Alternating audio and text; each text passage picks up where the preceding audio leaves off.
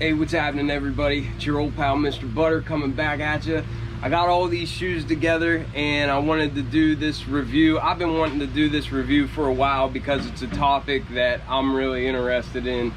But started raining out as it has been lately. Came out front and they're clearing the lot across the way. They're building new houses down across the street. So apologies for the construction noise. I'm trying to put out all this content, so I gotta make videos whenever I possibly can sometimes. So bear with me. I'm glad you're here watching it. If you're into kicks and you feel like hanging out, then hit that subscribe button. Now, to preface this, I did a poll not too long ago on my channel asking people if they wore mids, why or why not. A lot of people said absolutely not, never. You know, it was about half and half actually, which it kind of surprised me, but I guess the more I think about it, you know, a lot of people are just dead set they don't wear mids at all.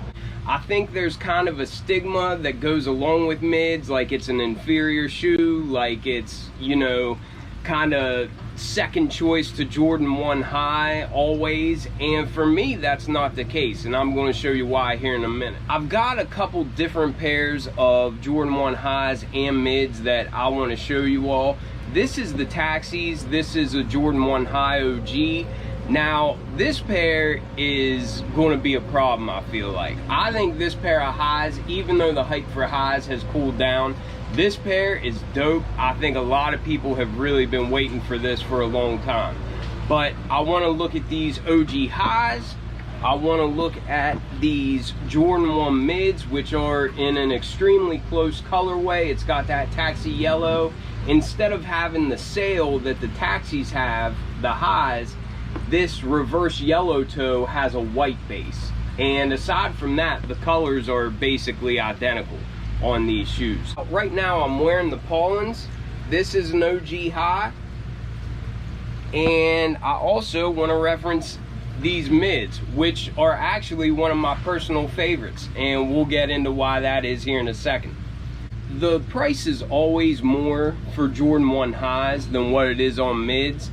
I'm not really going to talk about resale too much because that doesn't really determine why I do or don't like a shoe. I like a shoe that I think looks good on feet and I like the style of it. But the material on this pair is absolutely far better than what it is on these Jordan 1 mids. On this Taxi, hopefully y'all can see that, but the leather on this feels like real leather. It feels soft.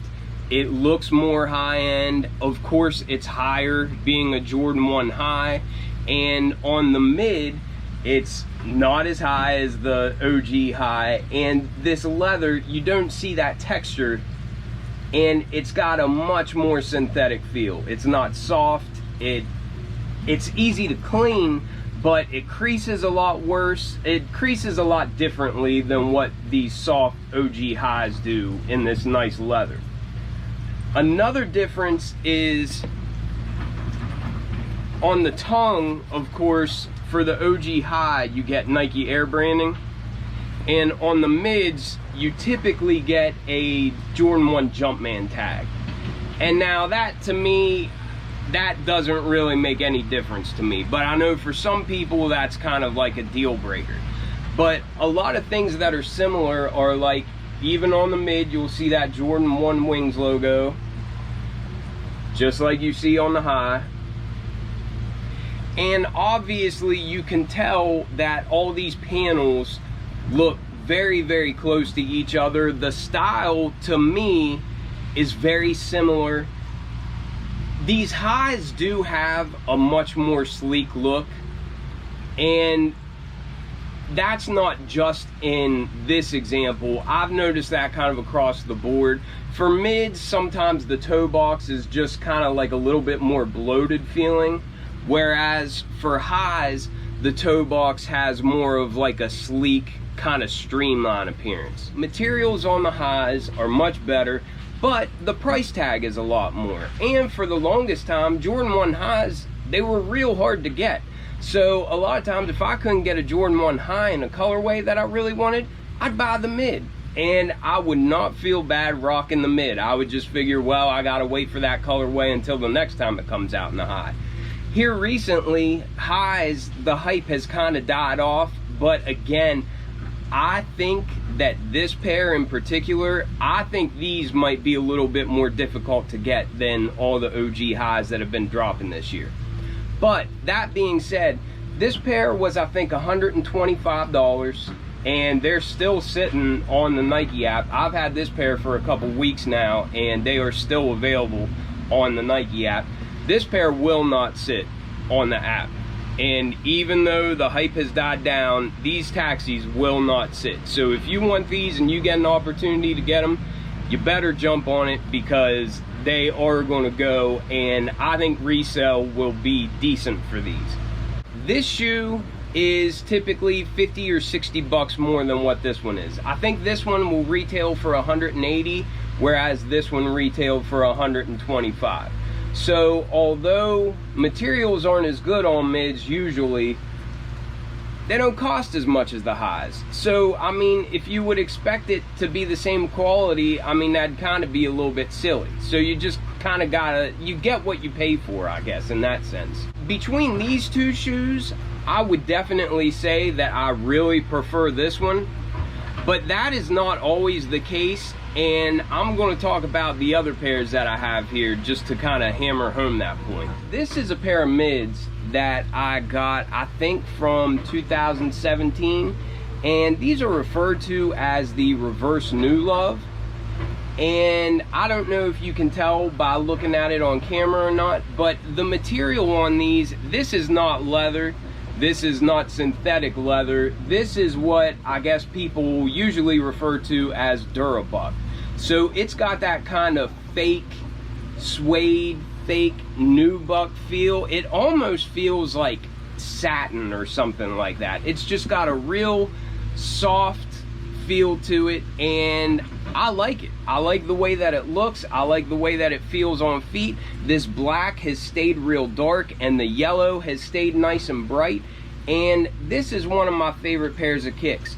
On my feet, I'm wearing the Pollen OG highs, and I really like the Pollens.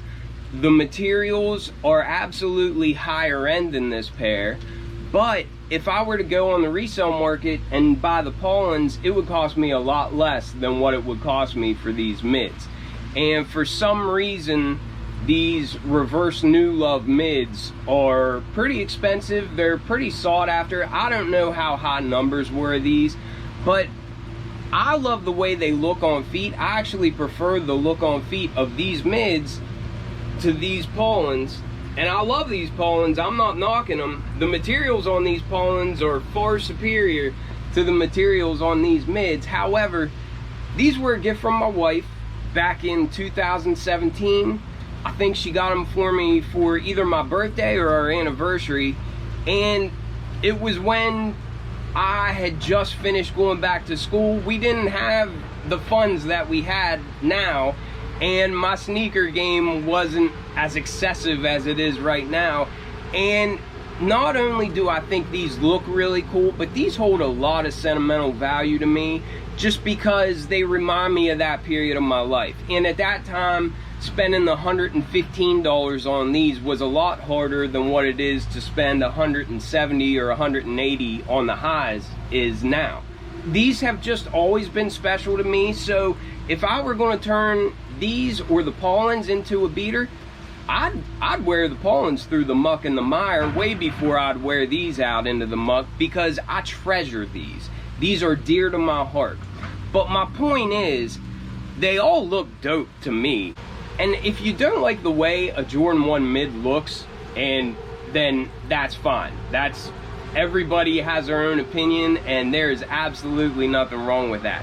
However, don't buy into the hype that a Jordan 1 mid is somehow inferior to a Jordan 1 high. I just say, buy what you like, wear what you like. The price tag doesn't matter. It doesn't matter how many numbers of a shoe are produced.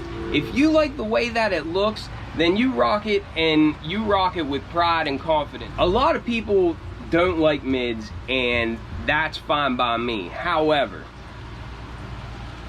this is probably in my top 5 pairs of shoes, and just because of what I mentioned before. They just mean a lot to me, and they look dope. And of course, I'm a Pittsburgh fan for everything, but I've got no shortage of black and yellow.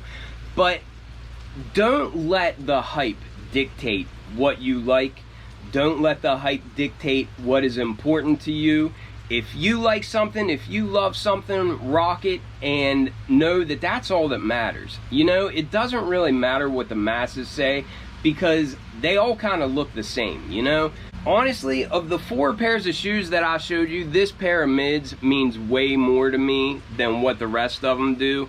And now that I'm thinking about it, I mean, I got the fragment lows, I've got off-white lots, I've got a lot of shoes that are extremely sought after, the stuff that hypebeasts dream of, you know? However, they can't replace this, you know what I mean? This is special. So please, whenever you're going after sneakers, just don't let the hype control what you like. Get what you like, wear what you like, and just know that you're killing it. Anyhow, I hope you all have a great day. I'm gonna head inside. I'm out.